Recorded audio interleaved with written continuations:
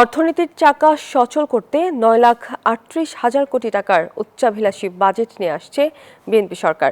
সাইফুর রহমানের পর দলটির দ্বিতীয় অর্থমন্ত্রী হিসেবে আজ বিকেল 3টায় সংসদে বাজেট পেশ করবেন আমির খসরু মাহমুদ চৌধুরী। শুল্ক কর কমিয়ে জনগণকে স্বস্তি দিতে চান তিনি, কমাতে চান ব্যবসার খরচ। কিন্তু সবাইকে খুশি করতে গিয়ে অর্থ সংস্থান চ্যালেঞ্জের মুখে পড়তে পারে, এমন মত বিশ্লেষকদের। বিস্তারিত হোসাইন শাহাদাতের রিপোর্ট। প্রয়াত অর্থমন্ত্রী সাইফুর রহমানের হাত ধরে সবশেষ বাজেট দিয়েছিল বিএনপি সরকার 2006 সালে। দেশের 36তম সেই বাজেটের আকার ছিল 69,740 কোটি টাকা, যেটি ছিল বিএনপি ও সাইফুর রহমানের 12তম বাজেট। দীর্ঘ 20 বছর পর আবারও বিএনপির হাতে দেশের অর্থনীতি। এবার বাজেটের লাল ব্রিফকেস নতুন অর্থমন্ত্রী আমির খসরু মাহমুদের হাতে। বিকেল 3টায় সংসদে 9,38,000 কোটি টাকার বিশাল বাজেট দিবেন তিনি। বিএনপির নির্বাচনী প্রতিশ্রুতির প্রতিফলন থাকছে এবারের বাজেটে। ফ্যামিলি কার্ড ও কৃষক কার্ড সহ সামাজিক সুরক্ষায় থাকছে বড় বরাদ্দ। শিক্ষা স্বাস্থ্যের মতো জনবান্ধব খাতে বরাদ্দ বাড়ানো হয়েছে অনেক। আমার সোশ্যাল সেফটি নেট বাজেটটা যেন আমি স্মার্টলি তৈরি করতে পারি। আমি যদি এই জায়গায় করতে গিয়ে আমি অন্য জায়গায় ডেভেলপমেন্ট প্রায়োরিটিজ না কমিয়ে এটা করতে যাই, তাহলে দেখা যাবে আমার টাকা ছাপাতে হচ্ছে। বসুন্ধরা টিস্যু, অশুদ্ধতার বিরুদ্ধে এক বিন্দুও ছাড় নয়।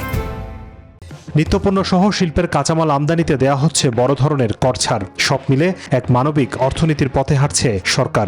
আমরা অনেক সময় সবসময় কিন্তু সরকারের সাথে বিভিন্ন মহলে ওনাদের সাথে ডিসকাশনে বলে থাকি যে ইজ অফ ডুইং বিজনেসের পরিপালকটা ঠিক করা এবং আমাদের টোটাল যে ট্যাক্স কাঠামোটা আছে এটাকে আরও সহজতর করলে সেটা ব্যবসা যখন বাড়বে সেটা ইভেন্চুয়ালি কিন্তু অর্থনীতির প্রতিও কিন্তু একটা পজিটিভ রেসপন্স দেবে। বরাবরের মতোই পরিচালন খাতে ব্যয় হবে বরাদ্দের বড় অংশ। সরকারি কর্মকর্তা কর্মচারীদের নতুন বেতনের জন্য 35,000 কোটি টাকা বরাদ্দ থাকায় সেখানে ব্যয় আরও বেড়েছে। প্রাতিষ্ঠানিক সক্ষমতা না বাড়লে আমি অ্যালোকেশন যত বড়ই দিই, বাস্তবায়ন হবে না। ইমপ্লিমেন্টেশন রেট থেকে যাবে লো, বা সঠিক সময়ে বাস্তবায়ন হবে না। বাজেট বাস্তবায়নে 6,95,000 কোটি টাকা রাজস্ব আদায় করতে চান অর্থমন্ত্রী, যার মধ্যে 6,04,000ই এনবিআর-এর কাঁধে। তবে বাজেটে কর ছাড়ের যে পরিকল্পনা করা হয়েছে তাতে সরকারের আয়ের লক্ষ্য কতটা বাস্তবায়ন হবে তা নিয়ে আছে সংশয়। ওনারা যে অর্থের প্রাক্কলন করেছেন এটা ওনারা সংগ্রহ করতে পারবেন না। যেদিন পারবেন না সেদিন তাহলে ওনারা কোন জায়গাতে কাটছাট করবেন? ওই যে আপনি দেখছেন থোক বরাদ্দ হবে অনেকগুলো ক্ষেত্রে, ওই থোক বরাদ্দতে আটকে যাবে। এইটি আমাদের ভয়।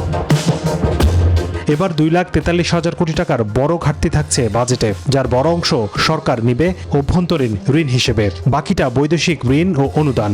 আগামী 1 বছর দেশের অবকাঠামো উন্নয়নেও বরাদ্দ বাড়িয়েছে সরকার। 1,10,000 কোটি টাকা বেড়ে 3 লাখ কোটি টাকার বার্ষিক উন্নয়ন কর্মসূচি থাকছে 2026-27 অর্থ বছরের বাজেটে। হোসাইন শাহাদাত, নিউজ 24, ঢাকা।